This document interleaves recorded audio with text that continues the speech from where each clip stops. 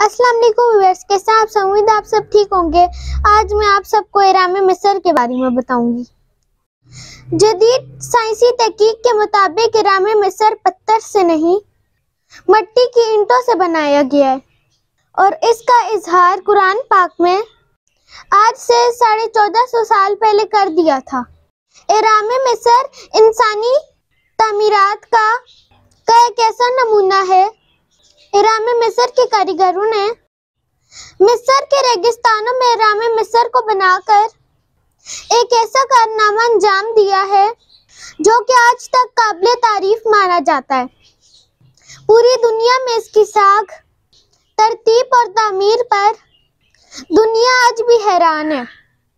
آثار قدیمہ کے مطابق ابھی تک مصر میں 138 اہرام دریافت کیے گئے ہیں، جن کو 2630 قبل مسیح بتایا جاتا ہے۔ قاہرہ سے باہر 3 اہرام کا شمار دنیا کے بڑے عجائبات میں ہوتا ہے، جن کے نام خوفو، خافرہ اور منقور ہیں۔ ان میں سب سے بڑا اہرام خوفو کا ہے۔ تاریخ دانوں کا کہنا ہے کہ ان قدیم اہراموں کو فرعون مصر نے اپنے مقبروں کے لیے تعمیر کروایا تھا۔ یہ بھی کہا جاتا ہے کہ یہ اہرام مصریوں کے عقیدے کے نتیجے میں وجود میں آئے۔ ان کا کہنا ہے مرنے والے کا جسم محفوظ رہے تو وہ دوسری زندگی میں آرام سے زندگی گزارتا ہے۔ اس لیے ان اہرام کی دیواروں پر سلاطین مصر کے لیے، آخرت کے سفر کے لیے اور درجات کی بلندی کے لیے مختلف تصاویر نقش کی گئی ہیں۔ اہرام مصر کی تعمیر میں استعمال ہونے والی اینٹیں ناقابل یقین حد تک بڑی اور وزنی ہیں۔ اہرام مصر کی بنیاد اگرچہ مربع شکل میں ہے، لیکن اس کے پہلو تکون ہیں جو اونچائی پر جا کر ایک نقطے سے مل جاتی ہیں۔ آج تک ماہرین اس سوچ میں ہے کہ ان 2.5 ٹن وزنی پتھروں کو اتنا اوپر لے جانے کے لیے آخر کیا استعمال ہوا ہوگا۔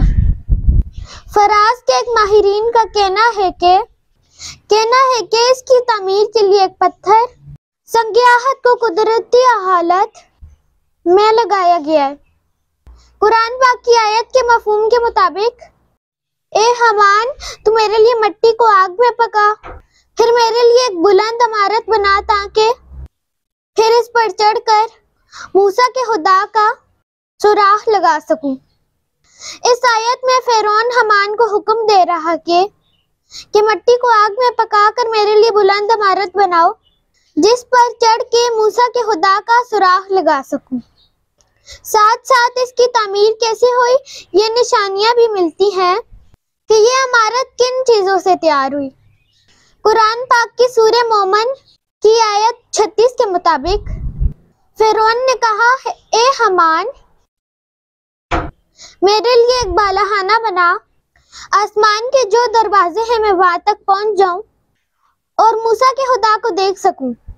مصر کی تاریخ کئی ادوار پر مشتمل ہے، جس میں ہر دور کو ایک سلطنت سے تعمیر کیا جاتا ہے۔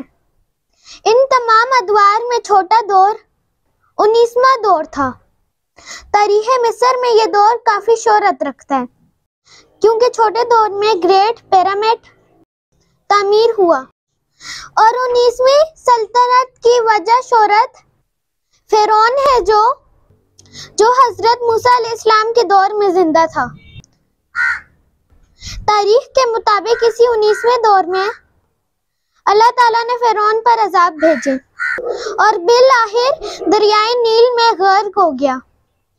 حضرت موسیٰ علیہ السلام کے دور میں جو فرعون تھا، اس کا نام رامسیس دوم تھا۔ بعض روایات کے مطابق جب حضرت موسیٰ علیہ السلام کی پرورش ہوئی اور پرورش کرنے والا رامسیس اول تھا، اور جس کا مقابلہ حضرت موسیٰ علیہ السلام سے ہوا وہ رامسیس دوم تھا۔ اور زیادہ تر روایات میں یہ ہے کہ آپ کی پرورش بھی رامسیس دوم نے کی اور آپ کا مقابلہ بھی رامسیس دوم سے ہوا۔ اس زمانے میں رامسیس یہ اپنے خداؤں کو کہتے تھے۔ قرآن پاک کی ایک سورت میں یہ پورا واقعہ موجود ہے۔ آج کی ویڈیو بنانے کا مقصد آپ سب کو احرام مصر کے بارے میں بتانا تھا۔